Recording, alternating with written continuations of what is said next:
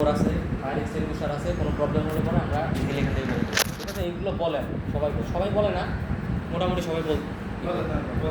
এটা বলার কারণ হলো যে এক্সিট, এটা যদি কোনো ইমার্জেন্সি সিচুয়েশন আসে তাহলে বের করা, ঠিক আছে। তারপরে বলবে যে আপনারা সুস্থ আছেন নাকি এক্সাম দেওয়ার জন্য, তারপরে এনআইডি ভেরিফিকেশন এটা লাগে অনেক সময়। তো তারপরে হ্যাঁ সবাই ওটা বলবে, এটা হলে এখন বলবে যে আমি আসছি অ্যাসেসমেন্ট নেওয়ার জন্য। তো এই অ্যাসেসমেন্টটি 3টা ইভেন্টে সম্পন্ন হবে। একটা হলো রিটেন, ডেমনস্ট্রেশন, আর হলো ওরাল। এই 3টা ইভেন্টের মাধ্যমে আপনারা জাজ করা হবে, আজকেই রেজাল্ট দেওয়া হবে, ঠিক আছে।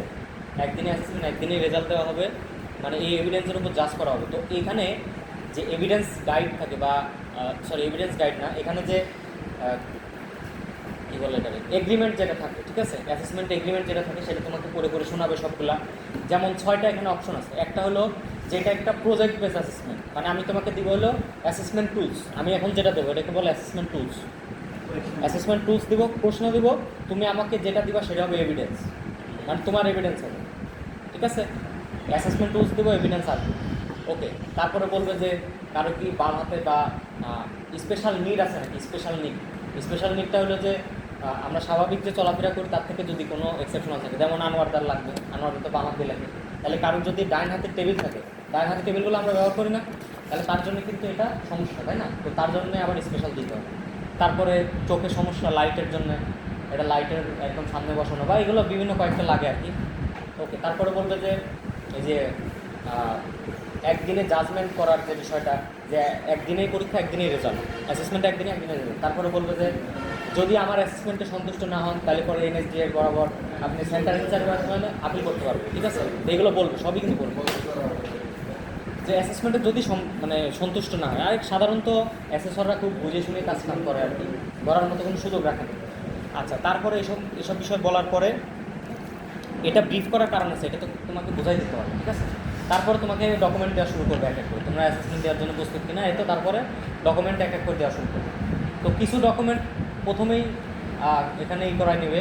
তার মধ্যে একটা হলো 2টা কাজ থাকে, একটা হলো স্টুডেন্ট কাজ থাকে, একটা হলো ডকুমেন্টের সাথে যেটা চলে যায় এনএসডিতে সেটা একটা কাজ থাকে, ঠিক আছে। তো 2টা কাজ মানে হলো competency assessment result summary, competency assessment result summary, ঠিক আছে।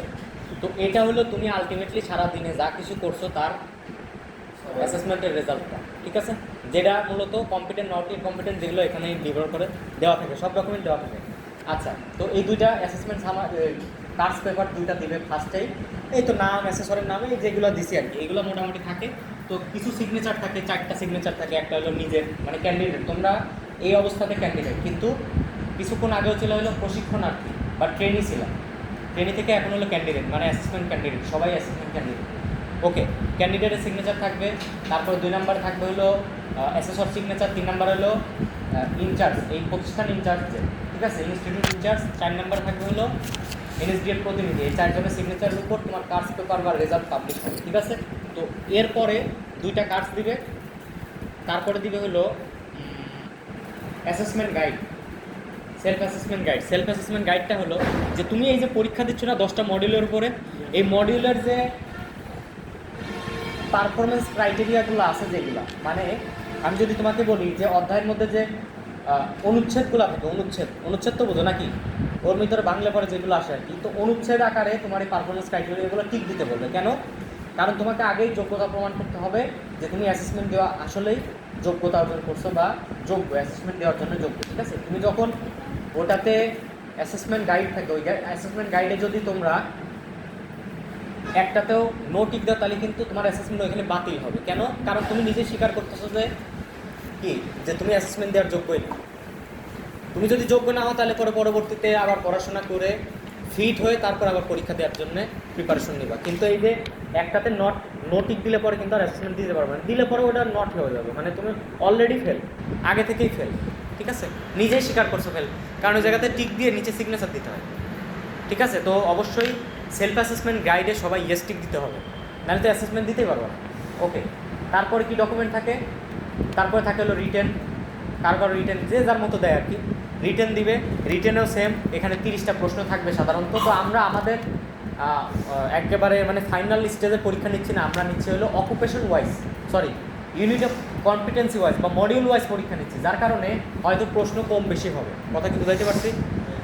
বোঝো নাই? আমরা মডিউল আকারে পরীক্ষা নিচ্ছি, আমরা ওভারঅল পরীক্ষা নিচ্ছি না। ওভারঅল নিলে আমরা 30টা করে তখন পরীক্ষা নিব, শেষের দিকে একটা নিব, কিন্তু একটা না 5টা 6টা পরীক্ষা নিব। কিন্তু এখন আমরা পরীক্ষা দিচ্ছি কিসের উপর? এক মডিউলের উপর, 6টা মডিউলের উপর পরীক্ষা দিচ্ছি। এই জন্যে আমরা 6টা হিসাব করলে অনেক বেশি প্রশ্ন থাকবে। ওকে, তারপরে রিটেন থাকবে। রিটেনের লাস্টে সিগনেচার, অ্যাসেসরি সিগনেচার, ডেটগুলো থাকে।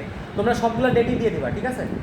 চেষ্টা করবা সবগুলো ডেট দেওয়া, ঠিক আছে? আচ্ছা, এটি কোনো ম্যান্ডেটরি বিষয় না। তারপরেও আচ্ছা, তারপর আর কী থাকে? তারপরেই থাকবে হলো ডেমনস্ট্রেশন চেকলিস্ট। ডেমনস্ট্রেশন চেকলিস্ট হলো ওখানে কিছু ডকুমেন্ট দিতে হয়, তোমার যে অ্যাসেসরের নামটা হাবিজাবি যেগুলো থাকে আর লাস্টে সিগনেচার। ওই যে অ্যাসেসমেন্ট ডেমনস্ট্রেশন চেকলিস্ট যেটা, সেটা দেখতে হুবহু কিন্তু সেলফ অ্যাসেসমেন্ট গাইডের মতো, কিন্তু সেলফ অ্যাসেসমেন্ট গাইডে সবগুলো ইয়েস টিক হবে, কিন্তু ডেমনস্ট্রেশন চেকলিস্টে কেউ টিক দিবা না বা কেউ টাচই করবে না। কেন?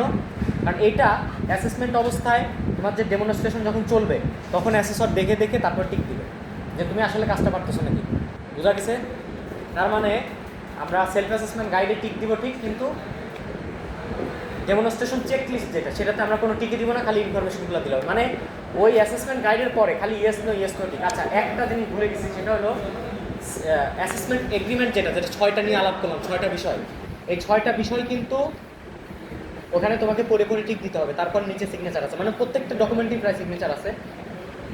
আচ্ছা, তারপরে থাকবে হলো ওরালের ওখানে তোমার ইনফরমেশন উপরে নিচে, মাঝখানে যে প্রশ্নগুলো থাকবে মূলত ওই প্রশ্নগুলোই তোমাকে জিজ্ঞাসা করবে, ঠিক আছে?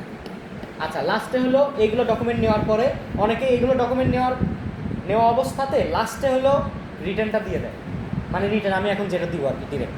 তো এই ডকুমেন্টগুলো আমরা আস্তে আস্তে দেখবো আর কি। আজকে তো জাস্ট রিটার্ন ছোট্ট একটা পরীক্ষা নিচ্ছে এই কারণে, কিন্তু তোমাদের সবগুলো ডকুমেন্ট আমি দেখাবো, কোন ডকুমেন্ট কীভাবে কোন জায়গায় টিক দিতে। আজকে জাস্ট ব্রিফ করলাম বিষয়গুলো। তাহলে আমাদের টোটাল ডকুমেন্ট কয়টা এটা আগে মনে রাখো, সেটা হলো কার্স পেপার 2টা থাকে, কার্স রেজাল্ট সামারি যেটা, সেটা 2টা। সেলফ অ্যাসেসমেন্ট গাইড থাকে হলো অ্যাসেসমেন্ট এগ্রিমেন্ট থাকে হলো রিটেন, থাকে হলো ডেমনস্ট্রেশন চেকলিস্ট, আর থাকে হলো ওরাল।